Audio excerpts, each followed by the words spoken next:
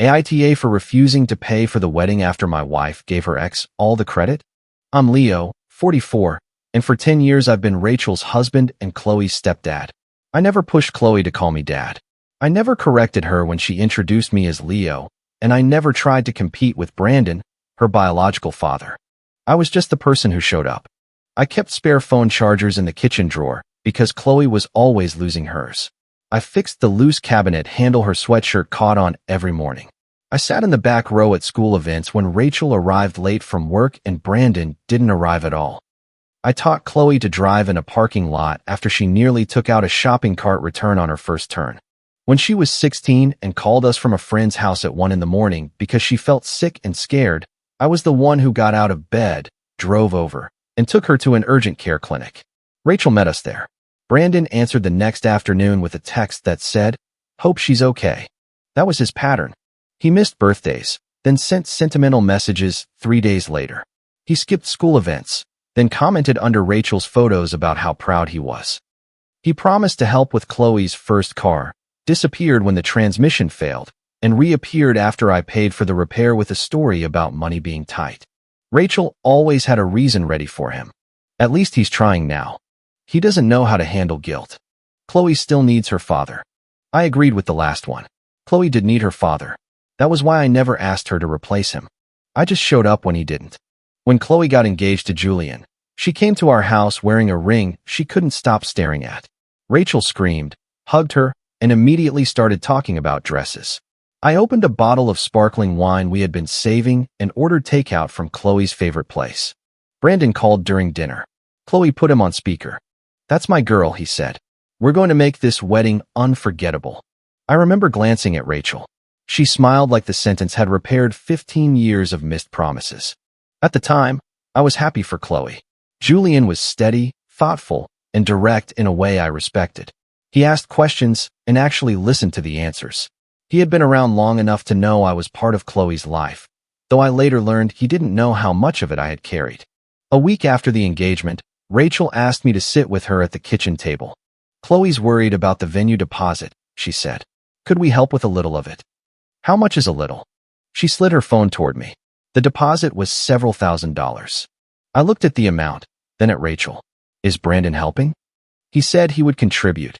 That wasn't my question. Rachel sighed. "He's figuring it out." I should have paid more attention to that answer. Still, I agreed to cover the deposit. Chloe was family. I thought I was helping create a family milestone, not buying admission to one. The venue contract listed me as the primary payment contact because my card handled the deposit. Rachel said it was simpler that way. The venue manager, Karen, sent the confirmation directly to me, along with the payment schedule and cancellation terms. I saved the email and mostly forgot about it. Then, a little help became the photographer deposit. Chloe called me one afternoon. "The photographer won't hold the date without payment," she said. "Could you just handle this one? I don't want Mom stressed." I asked whether she and Julian had a budget. "We do. It's just that some payments hit at the same time." I paid it. 2 weeks later, it was flowers. Then part of the catering balance. Then the rehearsal dinner because Brandon had apparently offered to host it but had not put down a deposit. Each request arrived wrapped in urgency. "Just this one. We'll sort the rest later. Please don't make Chloe feel guilty right now." The last one came from Rachel in a text after I hesitated over a floral add-on. "Just pay this one and don't make Chloe feel guilty." I stared at the message while standing in the kitchen. Rachel was 10 feet away, talking to Chloe on speakerphone about linen colors. I typed, "We need to discuss the total." Rachel replied, "Not tonight. She's overwhelmed." There was always a reason not to discuss the total. By the time the wedding was 6 weeks away, I had paid the venue deposit, a large portion of the catering, the photographer deposit, the rehearsal dinner, the flowers, and several small additions that did not feel small when added together. I did not pay every dollar of the wedding. Chloe and Julian covered some items. Rachel paid for the dress and alterations from our shared account. Brandon bought his own suit and, according to Rachel, sent Chloe money for wedding expenses. I later saw the amount. It was less than one of the floral installations. But in the months before the wedding, I noticed something else happening. The more I paid, the less I existed in the planning. At a tasting, Chloe introduced me to Julian's aunt as my mom's husband. It was not technically wrong, but after 10 years it landed strangely. At another meeting, Rachel and Chloe discussed the ceremony entrance, family photographs, and speeches while I sat at the far end of the table reviewing a catering invoice. I asked, "Am I supposed to give the stepfather speech before or after dinner?" Chloe looked at Rachel. Rachel said, "We're still arranging the schedule." I thought we already discussed it. "We did," Chloe said quickly. "It's just tight." I nodded. "Fine. Let me know."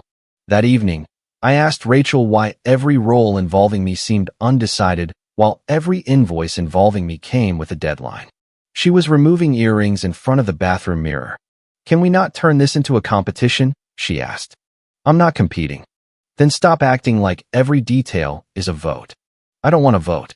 I want to know whether I'm part of the wedding or just part of the payment plan." She turned around. "That's unfair." I waited for more. She said, "Chloe is trying to manage a complicated family situation by keeping me out of it." "No one is keeping you out." I wanted to believe her, so I did what I had done for years. I decided silence was maturity. A few days later, Chloe called and asked whether I could cover a late-night snack station. I told her no. There was a pause. "Is this because of the speech?" she asked. "No. It's because we agreed on a budget, and this wasn't in it. It's only one more thing. It's another $2,000. Mom said you'd probably do it." "Your mother shouldn't have said that." Chloe exhaled sharply. "Fine. Forget it." The next morning, Rachel accused me of making Chloe feel like a burden. I said no to an optional food station. I told her, "I didn't cancel dinner. It's the way you said it." I said, "It's not in the budget." You know what I mean. I did know. In our family, saying no was considered cruel if Brandon said it, understandable if Chloe said it, and selfish if I said it. Still, I paid the next required catering installment because I had already agreed to it. A week before the wedding, Rachel mentioned that Brandon would walk Chloe down the aisle. We were eating leftovers at the kitchen counter. She said it casually, like she was telling me the dry cleaning was ready. I set down my fork. "When was that decided?" "It's traditional." "That's not what I asked." "Chloe wants her father." "I never asked to walk her." Rachel's shoulders dropped slightly. "Then why are you upset?" "Because you're telling me now, after months of planning, and because every time I ask what my role is, you act like I'm demanding Brandon's place." She pushed her food around the container. "Brandon is trying to reconnect. He needs this." I stared at her. The walk down the aisle? The visible support. The recognition. I let out a slow breath. Trying after the hard part is still skipping the hard part. That's exactly the attitude I was worried about. What attitude? The scorekeeping. I almost laughed, but nothing about it was funny. "I'm not keeping score," I said. "I'm noticing a pattern." Rachel closed the container and left the room. The rehearsal dinner was held in a private room at the wedding venue. When I arrived, printed programs were stacked beside the welcome table. Chloe's engagement photo was on the front, with her and Julian smiling under a row of trees. I picked one up. The ceremony order listed the wedding party, the readings, the vows, and the processional. Bride escorted by her father, Brandon. That was expected by then. What I did not expect was to find my name missing everywhere else. There was a thank you section for our parents and families. Rachel was named. Brandon was named. Julian's parents were named. Even an aunt who helped assemble invitations was named. I was not. I flipped it over, thinking there might be another page. There wasn't. I walked into the dinner room and found the seating chart on a stand near the entrance. Rachel was at the central family table with Chloe, Julian, Brandon, and Julian's parents. I was seated 2 tables away beside one of Rachel's cousins and an elderly relative I had met once at a funeral. For a moment, I stood there holding the program while servers moved around me with water pitchers. Karen, the venue manager, approached with a clipboard. "Leo, is everything all right?" Where was I originally seated? She looked at the chart. Her expression changed just enough for me to notice. "You'll need to ask Rachel about family seating." That was a professional answer, which meant she knew it was not accidental. I found Rachel near the bar. "Can we talk?" She glanced toward the room. "Now?" "Yes." We stepped into the hallway. I handed her the program. "Where am I in this?"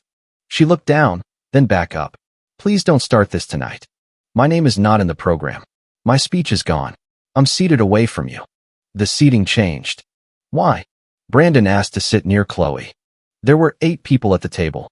There was room for one more. Rachel lowered her voice. This is not the time. When is the time? After the wedding. I nodded once. Of course. She touched my arm, but I stepped back. Leo, don't make this about you. I'm asking why my own wife moved me away from her at a family event I paid for. You didn't pay for the family. No. Apparently, I only paid for the room. Chloe came into the hallway. She had clearly heard enough to know what we were discussing. What's going on? She asked. I held up the program. My speech was removed. She looked uncomfortable. We had to shorten the schedule. You removed only mine? It wasn't like that. Then tell me what it was like. She crossed her arms. I just wanted one normal day. The words hit harder than I expected. What does normal mean? She looked past me toward the dining room. You know, my mom and my dad. The pictures. The aisle. I didn't want to explain everything to everyone. You've known these people for years. Julian's extended family doesn't know all the details. So you decided I was the detail to remove. I didn't say that. You didn't have to. Rachel stepped between us slightly. Everyone is emotional. Let's sit down. I kept my eyes on Chloe. Do you consider me part of your family? Her face tightened. Of course. Then why am I not acknowledged as family? She said the sentence that changed the entire night. You're important, but not in that way. I waited, hoping she would hear herself and take it back. She didn't. Instead, she added, Brandon needs this more than you do. I looked at Rachel. She was staring at the carpet. That told me she had heard it before. I handed the program back to Chloe. Enjoy dinner. Rachel followed me toward the room. Please be the bigger person, she whispered. I stopped. I have been the bigger person for 10 years. You just made that the price of staying married to you. She looked stunned. I took my seat beside the distant relatives. The woman next to me asked how I knew the bride. Before I could answer, one of Rachel's cousins said, he's Rachel's husband. That was apparently the whole role. Dinner started with salad and polite conversation. Brandon moved around the family table like he had been hosting events for Chloe her whole life. He shook hands with Julian's relatives, accepted compliments, and kept one hand on the back of Chloe's chair. At one point, he caught my eye and raised his glass slightly. I did not return the gesture. Halfway through the main course, my phone vibrated. It was an email from Karen. Final balance confirmation needed by 9 a.m. tomorrow. The invoice was attached. It included the remaining catering balance, the second half of the venue fee, and several optional upgrades that Rachel and Chloe had apparently approved during the previous week. I opened the email chain to see when the upgrades had been added. That was when I found the message. Karen had forwarded the latest payment summary to several people, and the chain beneath it included planning notes. One email from Rachel, sent 3 weeks earlier, said, Please keep Leo out of the visible family roles. Brandon is the father we're presenting. Leo understands the situation and prefers to stay in the background. I read it twice. Then a third time. There was another message from Chloe confirming the program wording and asking that the thank you section not create family tension.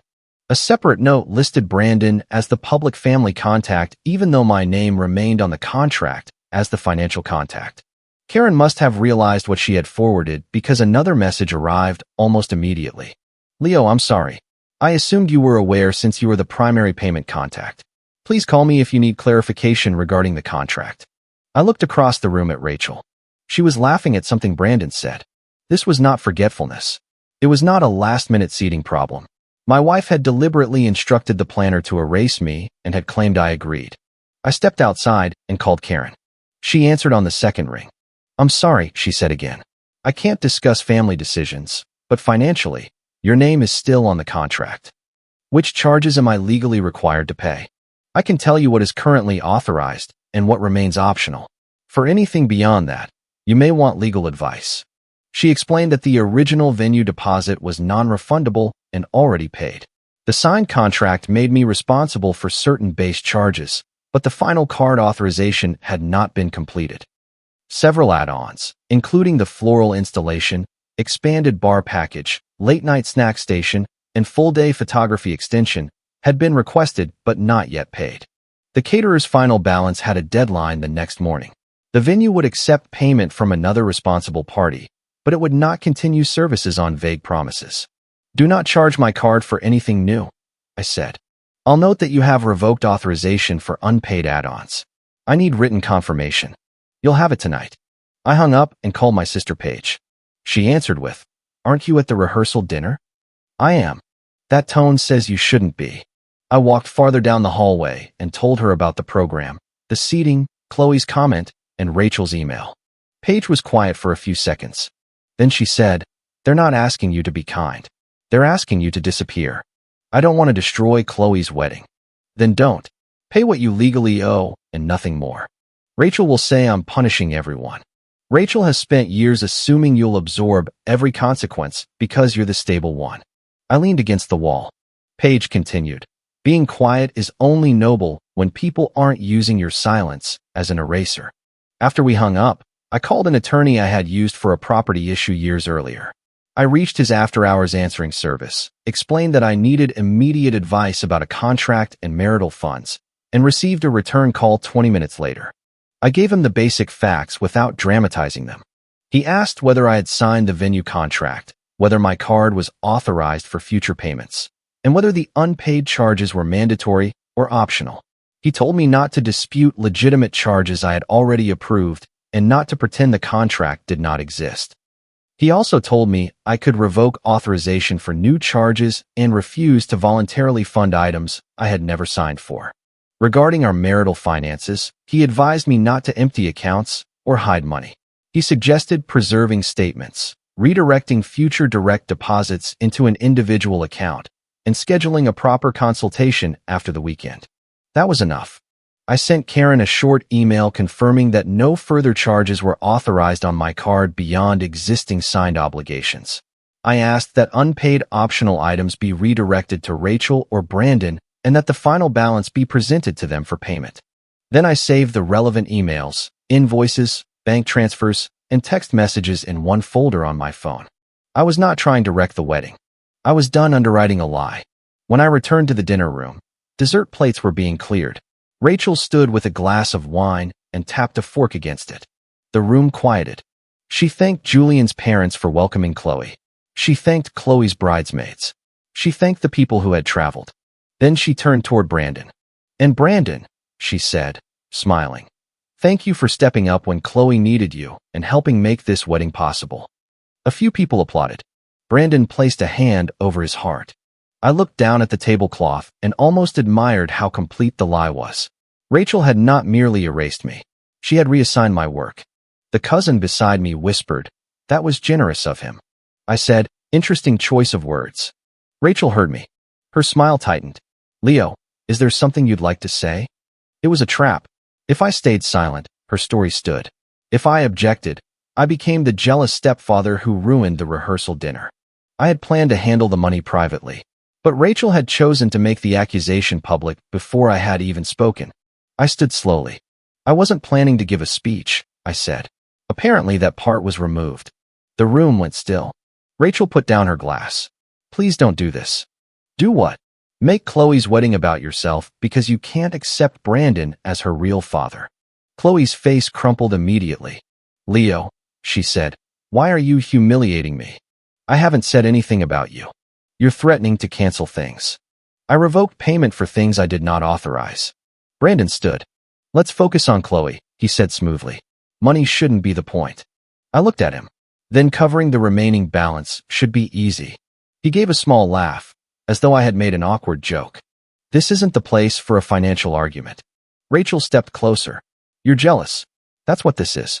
You can't accept that Brandon is her father."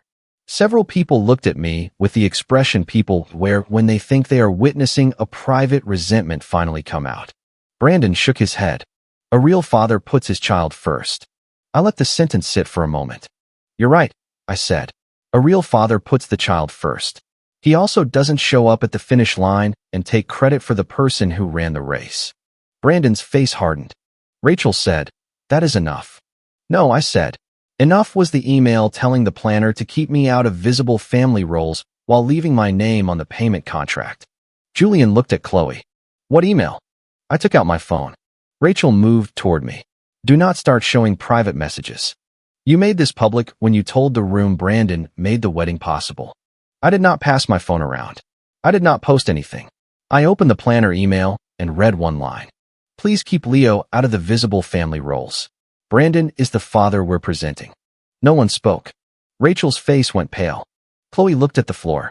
I turned the screen toward Julian long enough for him to see the sender and date. Then I opened the payment confirmations. The venue deposit came from my account. The catering installments came from my card. The rehearsal dinner deposit, photographer deposit, flowers, and last-minute additions were paid by me. Brandon paid for his suit and sent one small transfer to Chloe. Brandon raised his hands. I never claimed otherwise. Rachel stared at him. I said, "You accepted the thank you." I wasn't going to interrupt her toast. Julian was still looking at Chloe. "Why did you tell me Brandon was covering most of this?" Chloe blinked rapidly. "I didn't say most. You said your dad stepped up financially and Leo only helped with a few deposits." Rachel cut in. "This is not the time to attack Chloe." Julian did not raise his voice. "Why was I told something different?" Chloe wiped at her face. "I just wanted it to feel normal." Julian glanced at me, then back at her. Normal for who? Rachel looked around the room, realizing the story was slipping away.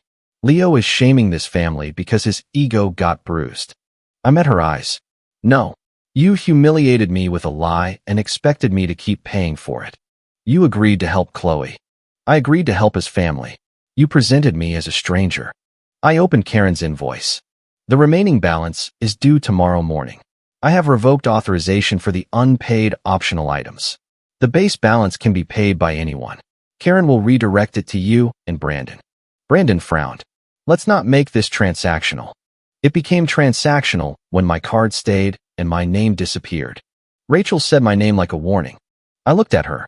"You told the planner I preferred the background. You never asked me. I was trying to prevent conflict. By sacrificing the person least likely to abandon you." That landed. Her mouth opened, then closed. I put my phone away. "I paid as family," I said. "You presented me as a stranger. Strangers don't finance weddings." I turned to Karen, who was standing near the door with the careful expression of someone who wanted no part in the family fight, but had a contract to manage. "Send the remaining balance to the father on the program." Then I left. Rachel called before I reached my car. I let it ring. She called again as I pulled out of the parking lot. Then Chloe called. Then Rachel sent a text. "Come back. You are making this worse." Another followed. "Stop punishing everyone." I parked outside a 24-hour diner and sat in my car with both hands on the steering wheel. My anger had burned down into something colder. For years, I had believed that being dependable meant I should need less. Less recognition, less reassurance, less room to be hurt. Rachel had counted on that. So had Chloe. I replied to Rachel with one sentence. "I am paying every obligation I legally accepted. I am not funding the lie beyond that." She responded immediately. "This is our daughter's wedding." I typed, "She became our daughter when money was due and your daughter when credit was assigned." I deleted it before sending. It was true, but it was written to wound. Instead, I sent, "We will discuss our marriage after the wedding." I stayed at Paige's house that night. She opened the door in sweatpants, took one look at me, and handed me a glass of water. "No whiskey?" I asked. "You need a clear head." She was right. We sat at her kitchen table while my phone kept lighting up. Rachel's relatives sent messages telling me not to ruin Chloe's day. One called me petty. Another said I had always seemed cold around Brandon. I did not answer most of them. To the 3 people who directly accused me of withholding money I had promised, I sent a brief email with the planner line and a payment summary. No commentary. No insults. By midnight, the messages changed. Rachel's cousin wrote, "I didn't know you paid the venue." Julian's mother sent, "I'm sorry. We were told Brandon was the main contributor." One of Rachel's brothers wrote, "Why were you good enough to pay but not good enough to thank?" That was the question no one on Rachel's side could answer. At 8 the next morning, Karen emailed the updated balance to Rachel, Chloe, Julian, and Brandon. She removed the unpaid optional additions and listed what would be reduced if payment did not arrive by the deadline. The expanded open bar would become beer, wine, and one limited signature drink. The large hanging floral installation would be canceled and replaced with simpler centerpieces already included in the base package. The full-day photography extension would be reduced to ceremony and reception coverage. The late-night snack station would be removed. The remaining base balance still needed to be paid. At 8:17, Rachel called me. I answered. "You need to authorize the card," she said. "No. Leo, The deadline is in less than an hour. I know. We can talk about the program later. The program is not the only problem. Chloe is sobbing. I'm sorry she's upset. She thinks you don't love her. That is not what I said. That is what your actions are saying. My actions are saying I won't pay people to erase me. Rachel's voice broke. This is her wedding. And this is our marriage. There was silence. Then she said, Brandon can't cover it. I know. You knew? I suspected. He can contribute some, but not all. Then you and Chloe will need to decide what you can afford. You have the money. That doesn't make it yours. We're married. Which is why you should have considered me before telling a planner to hide me. She inhaled sharply. I was trying to keep Brandon from walking away again. There it was. Not because Chloe had insisted. Not because the planner made a mistake. Rachel had chosen me as the person who could be hurt safely. So you erased me because you were afraid he'd leave. I thought you would understand. I understand perfectly. Leo, please. No. I ended the call. At 8:32, Brandon called. Let's handle this man to man, he said. That would be a first. He ignored that. I can put in a few thousand, but I can't take the whole balance on short notice. Then pay what you can. You know weddings are emotional. Rachel got carried away with the toast. The toast was consistent with the program, seating chart, email, and story told to Julian's family. Chloe wants her father beside her. I never objected to that. Then what do you want? Nothing from you. He sounded genuinely confused. Then why are you doing this? Because I'm not paying for your redemption story. He lowered his voice. You're putting Chloe in the middle. No, I'm stepping out of the middle. You all placed me there when you wanted my money and your image at the same time. He tried one last angle. You've always said you loved her like your own. I do. Then prove it. I did. For years. I hung up. At 8:51, Karen confirmed that Rachel and Chloe had arranged enough payment to keep the venue and base catering. Brandon contributed part of the amount after Julian's father insisted he either sign responsibility or stop allowing people to credit him. The optional upgrades were removed. The wedding would still happen. It would simply happen at the level the people being publicly celebrated could actually afford. Later that morning, Julian called me. I'm sorry to bother you, he said. You're not. I need to understand something. Did Chloe know how much you paid? Yes. And she knew you were removed from the program? Yes. He was quiet. I don't care that you paid, he said. I care that she lied about it. That's between you and Chloe. Did you ever ask to replace Brandon? No. Did you ask to walk her down the aisle? No. Then what did you expect? The question was fair. I expected to sit beside my wife, I said. I expected the speech Chloe asked me to prepare to remain on the schedule unless someone told me otherwise. I expected not to be used to make Brandon look generous. Julian exhaled. That's what I thought. I told him I was not asking him to cancel the wedding or take sides. I also told him not to let anyone convince him that wanting the truth was disloyal.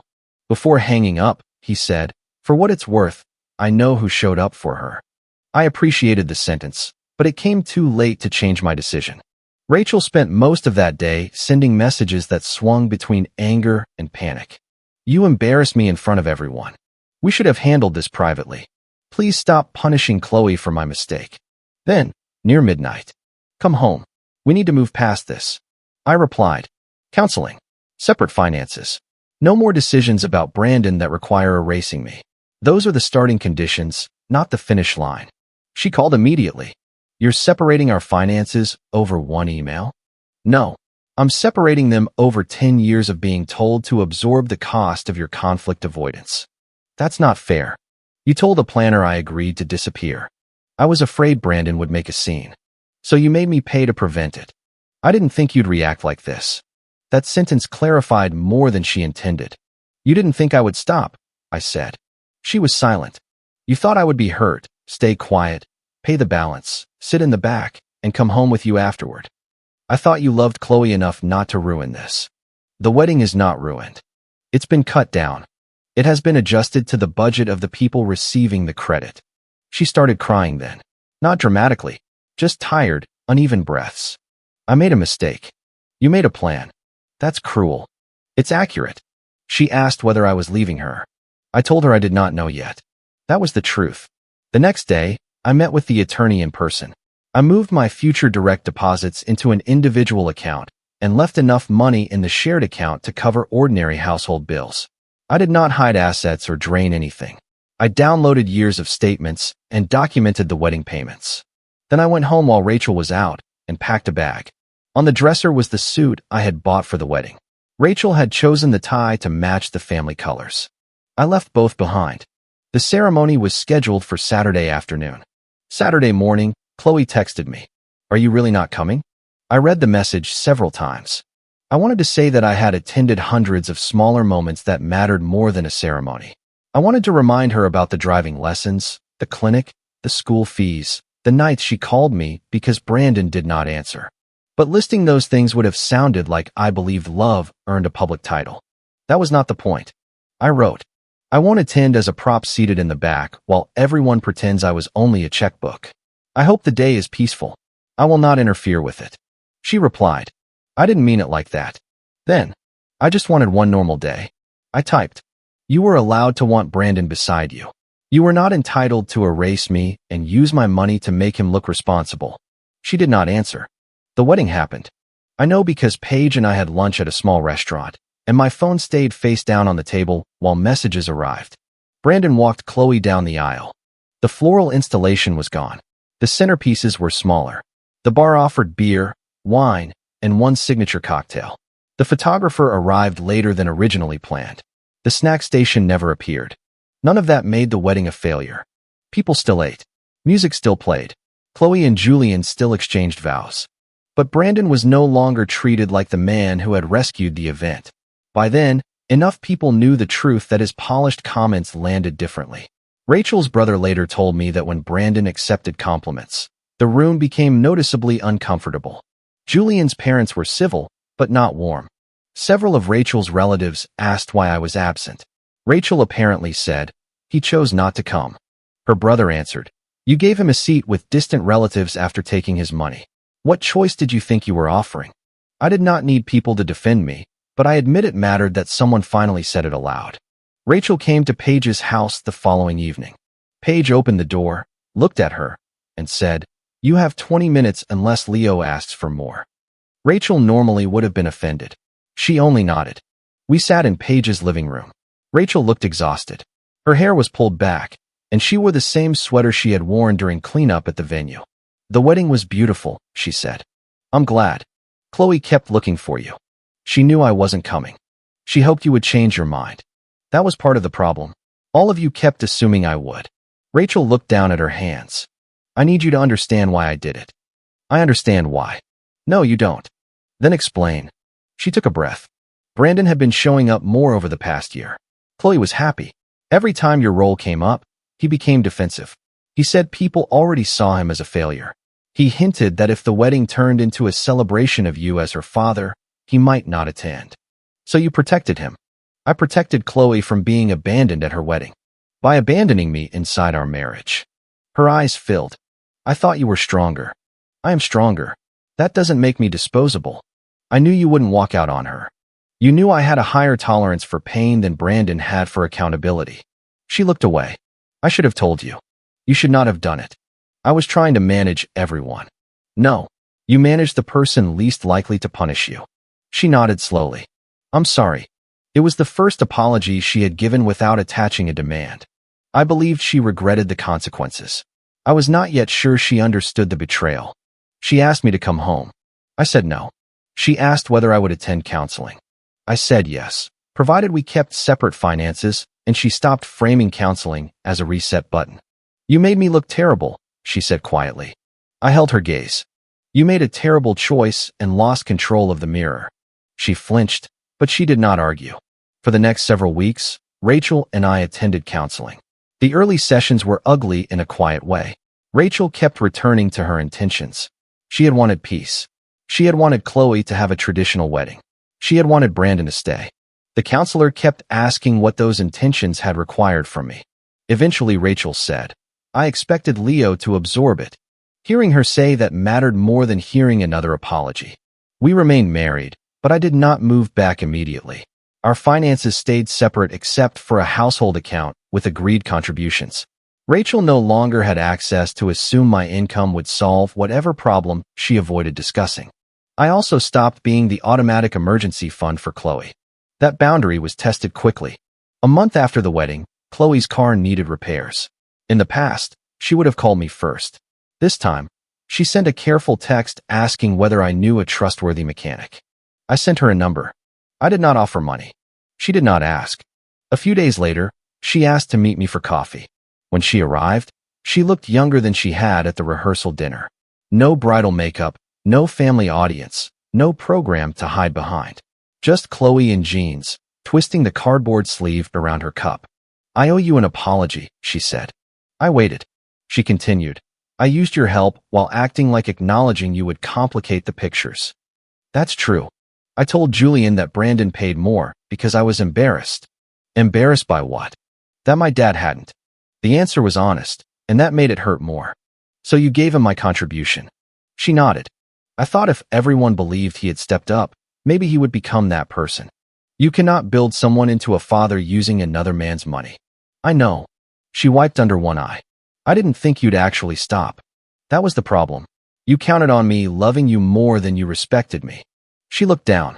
I do respect you. You didn't then. No. It was the first time she said it without defending herself. She apologized for the program, the seating, the speech, and the lie to Julian. She told me she had wanted a clean, traditional story because Julian's family seemed so stable, and she was afraid they would judge her if they knew how inconsistent Brandon had been. I told her they had probably judged the dishonesty more than the family history. She nodded. Julian said the same thing. "Are you two okay?" "We're working on it." I did not tell her everything would be fine. That was no longer my role. At the end of the conversation, she said, "You were more of a father to me than he was." A year earlier, that sentence might have been everything I wanted. Sitting there, it felt less like a prize and more like an overdue acknowledgement. "I know what I did for you," I said. "I don't need you to rename your father.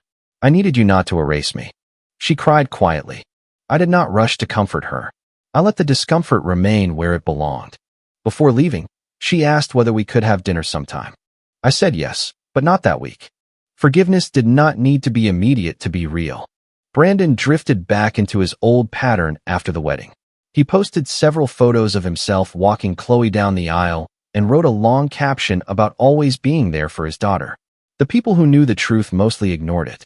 Within months, he missed 2 planned dinners with Chloe and blamed work. This time, Rachel did not explain for him. Chloe did not ask me to repair the disappointment. That may have been the first healthy thing any of us did. Rachel and I are still deciding what our marriage looks like after trust has been stripped down to facts. She has taken responsibility in counseling, but responsibility is not the same as repair. She no longer asks me to be the bigger person when what she means is accept less so someone else stays comfortable. I no longer confuse silence with maturity. I also no longer believe that being a real father figure depends on a wedding program, a dance, or a public introduction. I know who taught Chloe to drive. I know who sat beside her in urgent care. I know who paid the application fee when she was too proud to ask her biological father again. Those things mattered when no one was watching. But that does not mean I must accept disrespect when everyone is. The wedding still happened. Chloe got her traditional walk down the aisle. Brandon got his photographs. Rachel avoided his threatened exit. They simply had to do it without using my money to complete the illusion. I didn't walk away from my stepdaughter's wedding because I wanted to hurt her. I walked away because I finally understood that love without respect is just unpaid labor. If you liked it, don't forget to leave a comment and support the channel by subscribing. See you in the upcoming stories.